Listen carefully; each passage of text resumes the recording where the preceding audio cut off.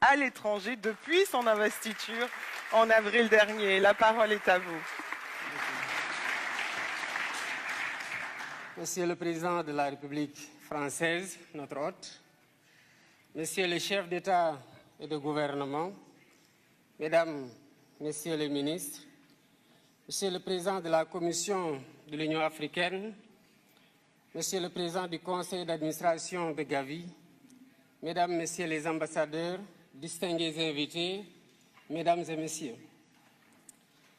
Je voudrais tout d'abord remercier les autorités françaises pour l'accueil chaleureux et l'hospitalité qui nous ont été réservés depuis notre arrivée à Paris.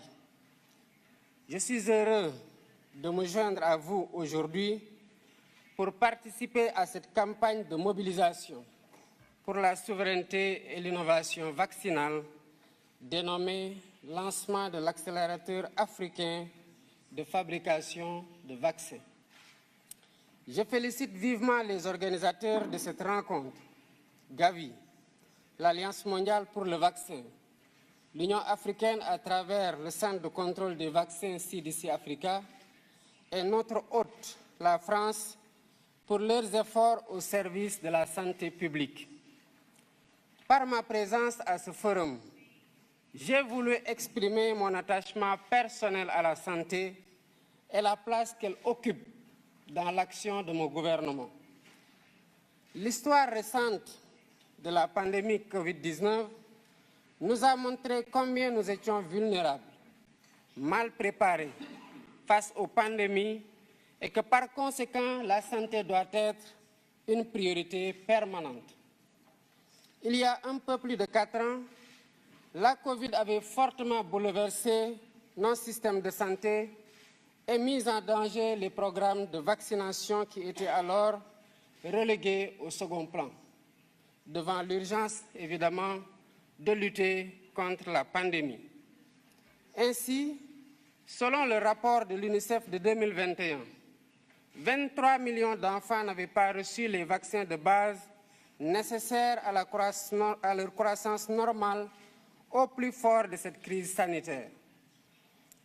La pandémie avait surtout mis en évidence les disparités structurelles qui existaient déjà entre pays développés et pays en développement en matière de vaccination. Bien que l'Afrique représente environ 20% de la population mondiale, son industrie de vaccins fournit à peine 0,25% de l'offre mondiale. Le continent est encore largement tributaire d'autres régions du monde pour couvrir ses besoins. C'est dire l'immensité de la tâche qui reste à accomplir pour la souveraineté vaccinale de l'Afrique. Mesdames, Messieurs, en consacrant cette rencontre au lancement de l'accélérateur de la production des vaccins en Afrique, AVMA, Gavi et l'ensemble de ses partenaires s'inscrivent dans la voie pour corriger les points faibles du continent en matière de riposte face aux pandémies, telles que le manque d'équipements et de médicaments, mais surtout de vaccins. Nous avons vécu cela pendant la pandémie Covid-19 avec l'arrivée tardive et en nombre insuffisant des vaccins.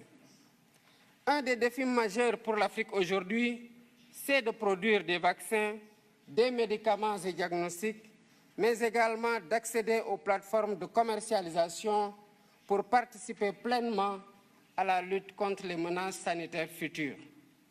C'est une volonté politique de l'Afrique et nous invitons tous les partenaires à soutenir cet agenda qui constitue une priorité au même titre que les autres priorités liées notamment aux situations de guerre ou de changement climatique.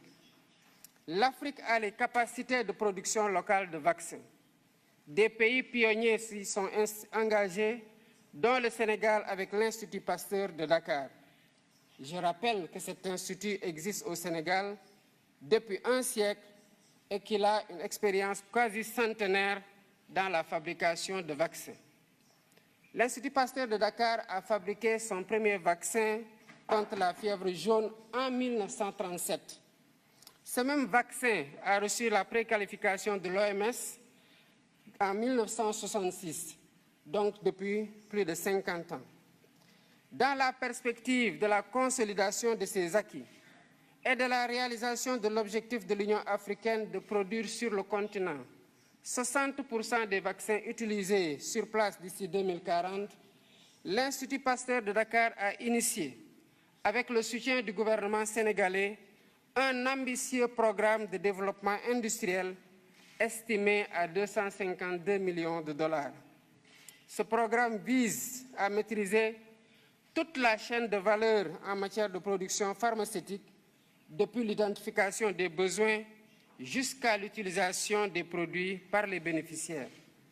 La réalisation de ces infrastructures et l'acquisition des équipements sont en cours de finalisation. Le site du vaccinopole de Diamniadio, qui constitue une des entités de ce programme, aura une capacité de production annuelle de 3 millions de doses de vaccins de routine, épidémiques ou pandémiques, et utilisera les 3 plateformes technologiques dont l'ARN messager. Pour encadrer toutes ces initiatives, le Sénégal a déjà mis en place l'Agence nationale de réglementation pharmaceutique, qui s'est beaucoup employée pour atteindre les phases de maturation et d'homologation requises. Tout ceci n'aurait pas été possible sans un surcroît d'efforts dans la mobilisation des ressources pour le financement de la recherche, de l'innovation et des infrastructures de santé. Je remercie à ce sujet les pays, institutions et organismes partenaires, au premier rang desquels figure Gavi, pour le soutien qu'ils apportent au Sénégal, en particulier dans les efforts de promotion du vaccin et de la vaccination. Notre partenariat avec Gavi, il faut le souligner, nous a valu beaucoup de résultats positifs. Merci, M. Barroso, pour ce soutien constant. Il a beaucoup contribué à l'efficience de notre programme national de vaccination et à la lutte contre la mortalité infantile. Contre la mortalité infantile et précoce. Je sais que Gavi fait la même chose dans d'autres pays avec des rendements aussi appréciés en matière de prévention sanitaire, de prise en charge médicale adéquate et de lutte contre la mortalité précoce.